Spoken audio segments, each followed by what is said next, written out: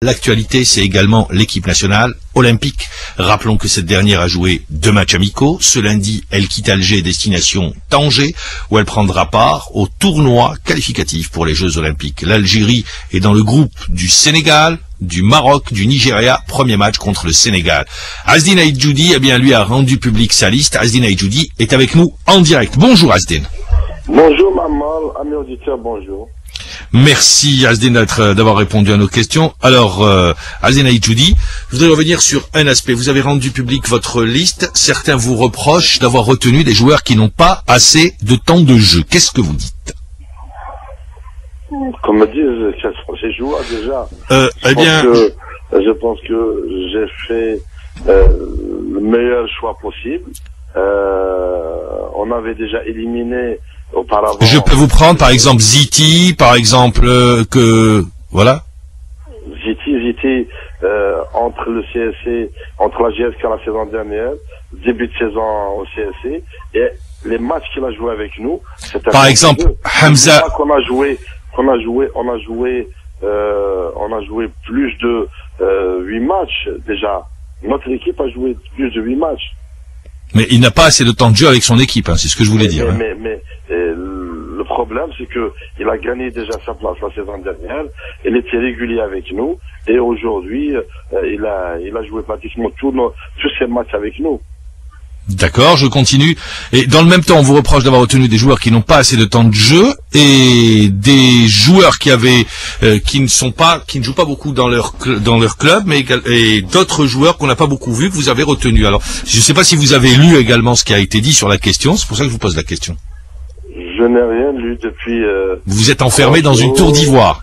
Non, c'est pas enfermé, mais je pense que cette équipe, il n'y a pas quelqu'un qui connaît ses joueurs mieux que moi. Par exemple, Ben Yahya Dunef, par exemple, Msfar, que vous connaissez.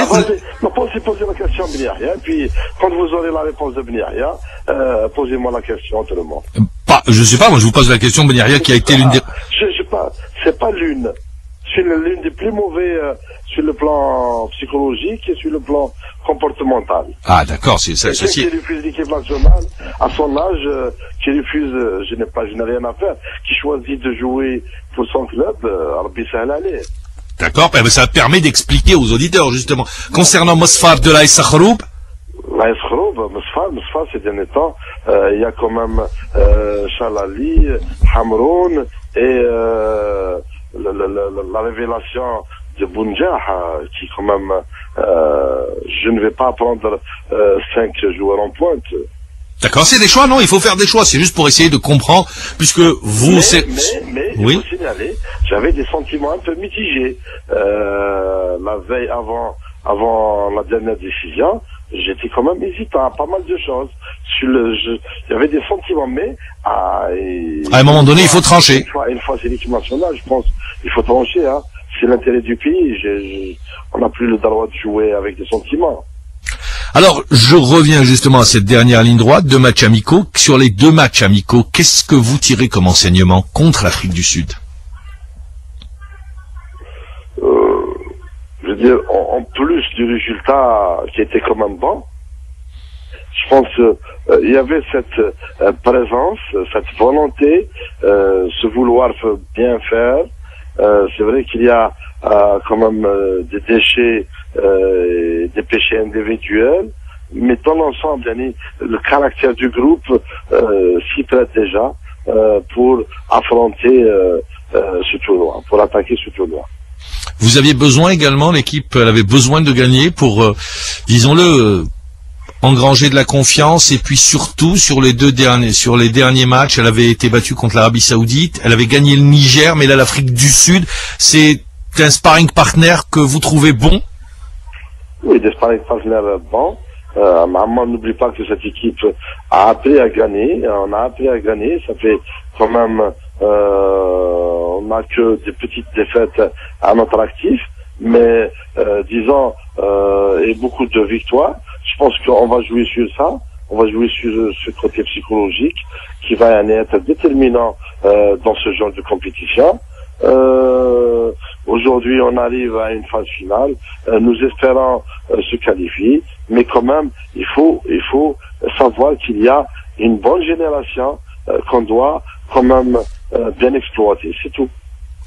Alors, vous dites, on est dans la dernière ligne droite, vous allez vous allez vous regrouper donc ce dimanche, regroupant de l'ensemble des joueurs, les derniers, ou disons ceux qui évoluent à l'étranger, par exemple chez Lali, arrivera lundi, vous quittez Alger lundi, destination le Maroc, il vous faut 5 jours pour que les joueurs puissent, disons, s'adapter, prendre leurs repères, c'est important? Et, disons, mis à part les 4 joueurs qui viennent de l'étranger, les autres connaissent bien le repère à Tanger, on connaît la réalité à Tanger, les autres vont Inch'Allah s'adapter, on a des joueurs quand même qui vont s'impliquer davantage et qui sont prêts Inch'Allah. Alors, vous jouez le Sénégal, premier match, c'est le match décisif, le match à ne pas perdre dans ce type de tournoi. On dit comme ça. Ah ben ça a été démontré, hein. Il y a une seule fois, je pense, où les choses se sont bien passées pour nous. On avait perdu un match, c'était contre le Malawi, en Coupe d'Afrique des Nations 2010. Mais il faut dire que c'est un miracle, hein. L'essentiel, nous allons, Inch'Allah, jouer toutes nos cartes. On n'a plus d'autre choix que d'y cette qualification. Et comme je l'ai dit tout à l'heure, c'est une équipe qui a appris beaucoup à gagner.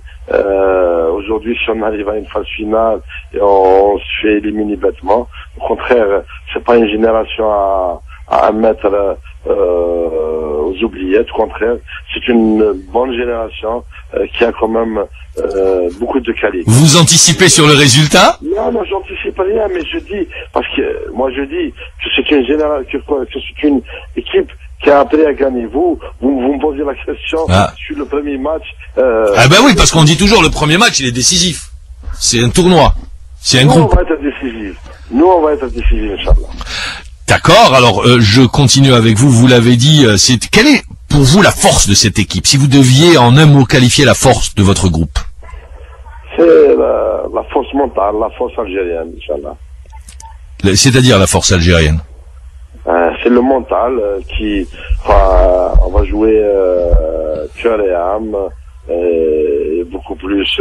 Mais sur un plan technique. Les aspects techniques qu'on a développés, qu'on a corrigés. C'est une équipe qui a une bonne attaque. Qui a une bonne attaque, solide assise défensive? Oui, on a amélioré pas mal de choses. On n'a pas encaissé lors des 3 derniers matchs. J'espère qu'on va continuer dans cette dynamique. La faiblesse, s'il devait y avoir faiblesse? La faiblesse, dans toutes les équipes, il y a des erreurs, hein. Et le football, c'est des erreurs. Vos adversaires, qu'est-ce que vous dites de vos adversaires? Nous allons tous sur la même pied d'égalité, sur le même départ. Il y a quand même le Sénégal qui est bon, le Maroc qui a repris quand même ses joueurs. Le Maroc avec 14 joueurs évoluant à l'étranger, 12 joueurs, qui fait favori dans le groupe, qui est favori du groupe. On est tous favoris, même. Mais disons que le Maroc a le soutien du public, ils évoluent à domicile, c'est des paramètres qui peuvent jouer en faveur, et puis en faveur de l'équipe marocaine. Je ne vois pas vraiment à ce niveau-là. Très bien, si vous le dites. À cet âge-là. Je pense que, au contraire, il y aura peut-être beaucoup plus de pression. Ça peut avoir un effet contraire? Ça peut inhiber les joueurs? Oui, à ce niveau-là, c'est des jeunes de moins de 23, qui n'ont pas peut-être l'habitude de jouer trop longtemps devant un grand public. Mais disons, nous allons essayer de mettre comme on a mis tous les atouts de notre côté, on va essayer de jouer toutes nos cartes et se qualifier, Inch'Allah. C'est tout le mal. Et le Nigeria, vous connaissez? On connaît un peu de toutes ces équipes. Oui, il y a quand même une bonne équipe nigériane. Eh bien, Azine Aïdjoudi, tout ce qu'on peut vous dire, c'est Forza Algéria Et j'espère que vous reviendrez avec cette qualification qui sera Inch'Allah. historique, puisque rappelons qu'une seule fois l'Algérie s'est qualifiée pour les Jeux Olympiques, c'était en 1980, et les Jeux se déroulaient à Moscou. L'Algérie avait passé le premier tour. On vous souhaite bien évidemment de connaître la même trajectoire avec l'équipe nationale olympique. Et rappelons qu'Alilozic sera présent. C'est un message fort en direction des joueurs de cette équipe olympique pour leur dire qu'il les suit de près et que les portes de l'équipe A peuvent leur être ouvertes à n'importe quel moment. C'est un petit peu ça le message. Oui, il va arriver à la veille du deuxième match. Au contraire, nous on a besoin de tout, comme je l'ai dit, on a besoin de tout le monde. Le président qui est derrière cette équipe, il s'est investi derrière cette équipe. Je pense que tout le monde est aujourd'hui à ce stade-là. C'est toute l'Algérie qui est concernée. Mais bien sûr que c'est tout le monde qui est concerné. On sera tous avec vous.